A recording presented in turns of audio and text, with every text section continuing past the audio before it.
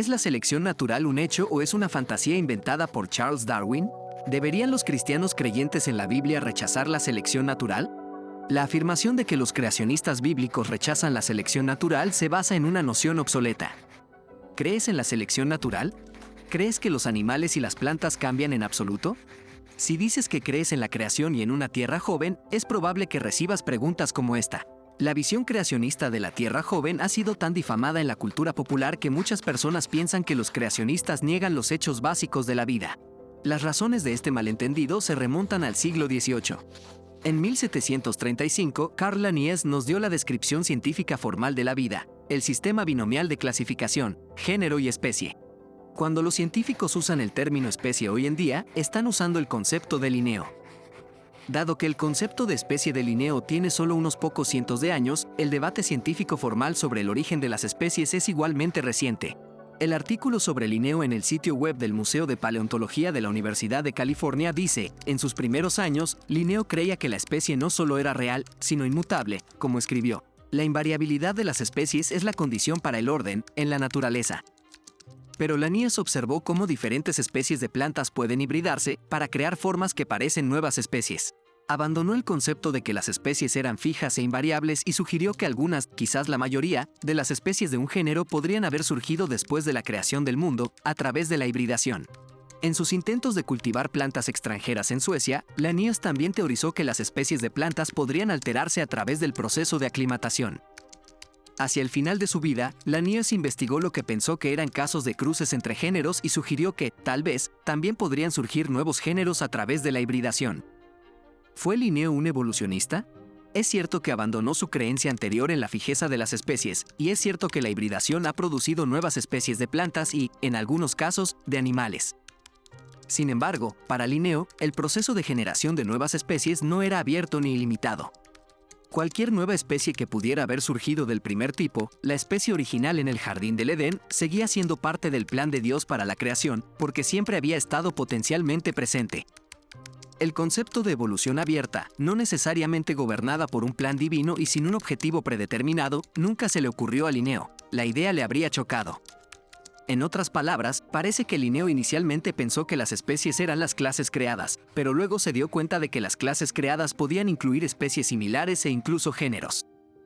La idea de fijeza de las especies, es decir, no son posibles nuevas especies, derivó de autoridades antiguas como Aristóteles. Las apelaciones a las autoridades antiguas eran muy importantes antes de este tiempo. La traducción latina, Vulgata, de la Biblia, donde la palabra hebrea para tipo, min, se tradujo como especie, specium, species, también prestó apoyo a la idea, aunque la palabra también se tradujo como género. Entonces, a pesar de los hallazgos de Linnaeus en el siglo XVIII, una opinión común a mediados del siglo XIX era que las especies eran fijas, que una especie solo puede producir la misma especie y nunca puede dar lugar a otra especie. El deísmo abundaba en la intelectualidad, lo que implicaba creer en algún tipo de primera causa, sobrenatural e impersonal, pero no en el Creador Redentor revelado en las Escrituras de la Biblia. Desde este punto de vista, el gran arquitecto del universo creó las diferentes especies más o menos donde se encontraban. Además, la iglesia establecida de la época de Darwin ya había capitulado ante largas eras y su conclusión, ningún diluvio global de los días de Noé. Por lo tanto, aceptar lo que podría considerarse una idea no bíblica sobre la naturaleza de las especies podría no ser sorprendente. Esta fijeza de las especies proporcionó un buen objetivo de testaferro para Darwin. Era bastante obvio que los pinzones de las Islas Galápagos se derivaron de algunos pinzones del continente y que posteriormente se habían diversificado en especies, aparentemente diferentes en las islas, aunque Darwin no los reconoció como pinzones en ese momento y solo más tarde se dio cuenta su significado cuando John Gould los identificó como tales. Magia. La fijeza de las especies tumbada. Sin embargo, nunca se realizaron experimentos para ver si las especies de pinzones podían cruzarse. Los estudios en tiempos recientes han demostrado que la hibridación ocurre naturalmente. Así que los pinzones de Darwin probablemente ni siquiera eran nuevas especies biológicas de todos modos.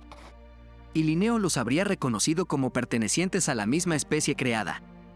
En estos puntos de vista, Linneo presagiaba los puntos de vista de los biólogos creacionistas de hoy. Los organismos pueden adaptarse, formar nuevas especies, pero el alcance es limitado y el tipo de cambios observados no explican el origen de tipos de organismos fundamentalmente diferentes. Lo que vemos es el resultado de la capacidad creada para adaptarse, diversificarse dentro de los límites de los tipos creados, de modo que los nichos ecológicos de la Tierra puedan llenarse de vida. La selección natural es parte de este proceso, como reconocieron hace mucho tiempo los creacionistas Linnaeus y Blake. Entonces, ¿cómo puede la selección natural, siendo parte del modelo creacionista, desafiar la idea de creación y respaldar la evolución? Si tanto la evolución como la creación reclaman el mismo territorio, entonces el argumento debe estar en otra parte. Así, el argumento pasa de cambios relativamente triviales en las especies, que es obvio, directo y observado, a origen de la diversidad de todos los seres vivos, que, debido a nuestra comprensión moderna de la complejidad bioquímica de la vida, es mucho, mucho más difícil de creer hoy que en los días de Darwin.